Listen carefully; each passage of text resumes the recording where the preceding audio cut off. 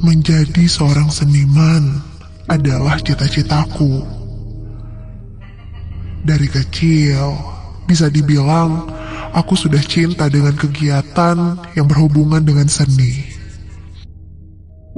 Terbukti dari SD, aku menekuni di bidang seni rupa, mulai dari melukis, menggambar, dan mewarnai.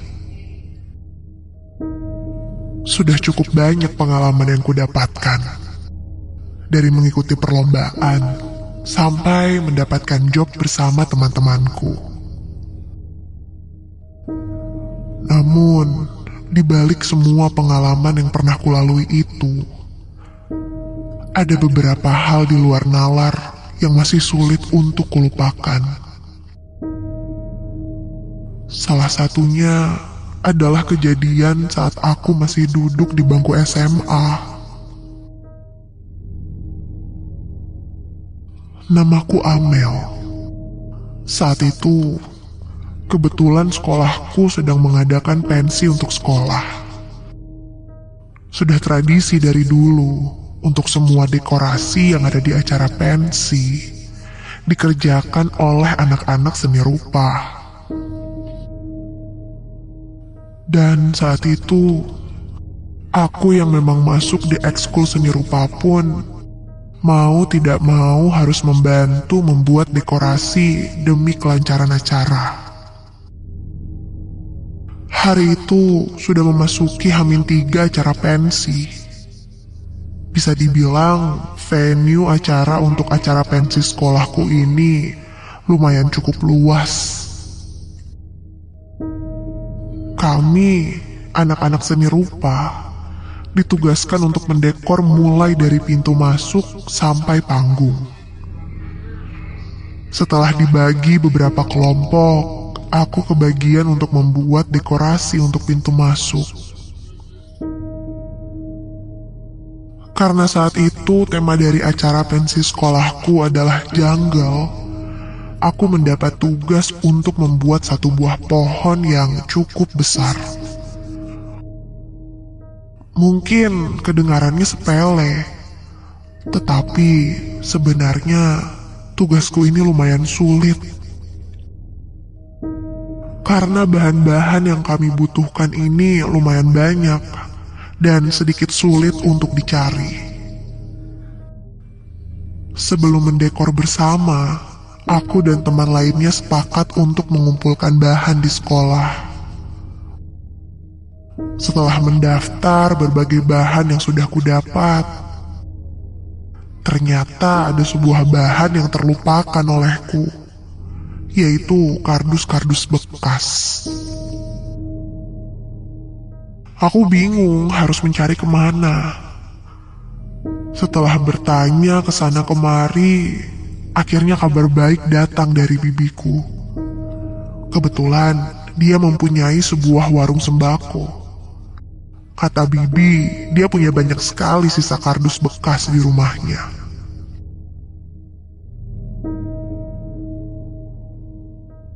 Dia mengizinkanku untuk mengambil kardus bekas sebanyak-banyaknya sesuai dengan yang kubutuhkan. Tapi dia memintaku untuk mengambil di rumahnya. Tanpa membuang waktu, aku pun langsung pergi ke rumah bibiku. Aku mengendarai motorku menuju daerah Buah Batu, karena rumah bibiku berada di daerah sana. Aku masuk menuju sebuah gang yang tidak terlalu besar. Gang itu dihalangi oleh sebuah pagar kecil dan tua. Jadi, aku harus menyusuri gang itu supaya bisa masuk ke dalam rumahnya. Sampai akhirnya aku pun sampai. Aku turun dari motorku dan membuka pagar rumah yang tidak terkunci saat itu.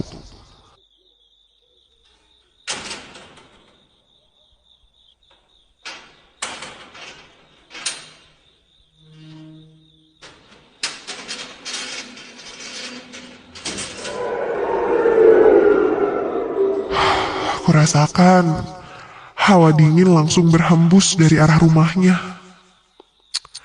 Aneh, padahal belum terlalu malam saat itu.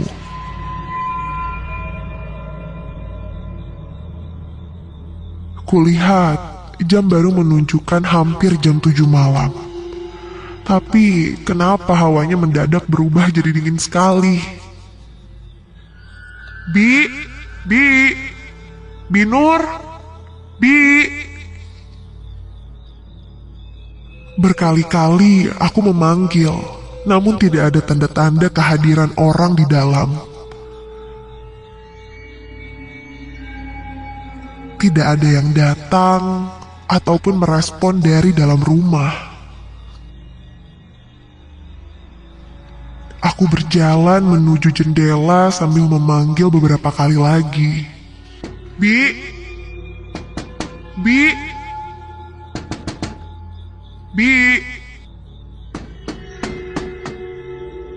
Bi Nur. Aku pun mengintip lewat jendela.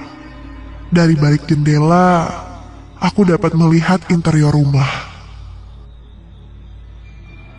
Walaupun jendela itu gelap, tetapi cahaya lampu yang dinyalakan membuatku bisa melihat ke dalam. Untuk kesekian kalinya, aku panggil lagi bibiku. Bi Nur, Bi. Sampai sekarang aku yakin ada seseorang di dalam sana.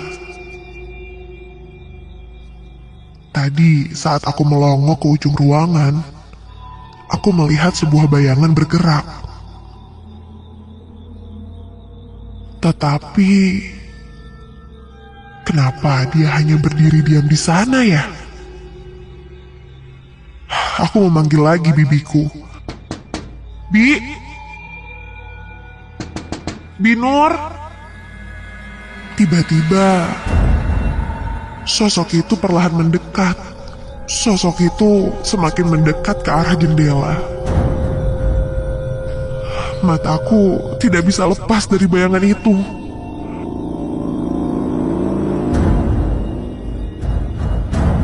Wajahku yang menempel di jendela tidak bisa kugerakkan. Sampai tiba-tiba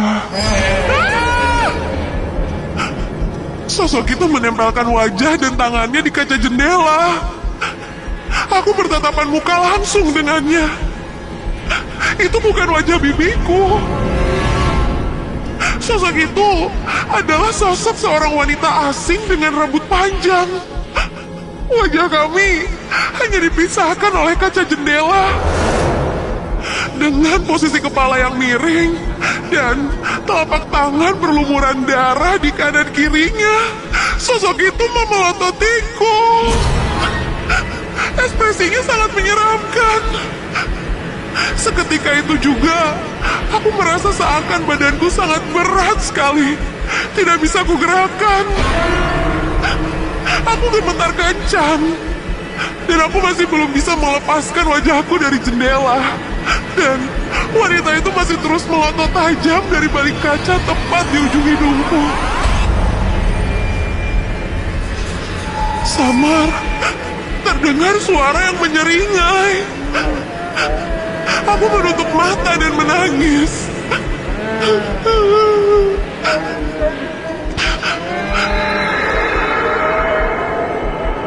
Dan akhirnya aku dapat melepas wajahku dari jendela. Aku langsung berbalik dan berlari ke arah luar. Tepat di depan gang, aku menabrak seseorang. Dan ketika aku lihat, itu seorang ibu-ibu. Dia menyapa aku ramah dan bertanya ada apa. Aku menjawab seperlunya dan aku pun menceritakan sedikit apa yang kulihat tadi. Ibu itu hanya tersenyum ke arahku dan senyumnya terlihat janggal. Dia berkata kalau dia juga tidak berani masuk ke dalam rumah itu. Mendengar itu, kuputuskan saat itu juga untuk mengurungkan niat ke rumah bibiku. Aku langsung kembali ke sekolah. Bibiku memang baru tinggal di rumah itu dari tahun kemarin, setelah suaminya meninggal dunia. Rumah itu memang luas, tapi harganya sangat murah. Namun, cerita tentang kengerian rumah itu sudah melegenda di daerah sana. Aku tahu cerita ini dari ibuku. Ibu bilang, dulu di sekitaran sana memang ada seseorang yang bunuh diri di rumah itu. Dan bertahun-tahun sebelumnya ada kabar tentang pembantaian di dalam rumah itu. Bila ku ingat-ingat, memang posisi badan wanita itu sangat aneh. Kepala dan tangannya miring tak beraturan. Cerita ini juga ku dapat dari sepupuku yang merupakan anak bibiku. Katanya, rumah ini memang angker.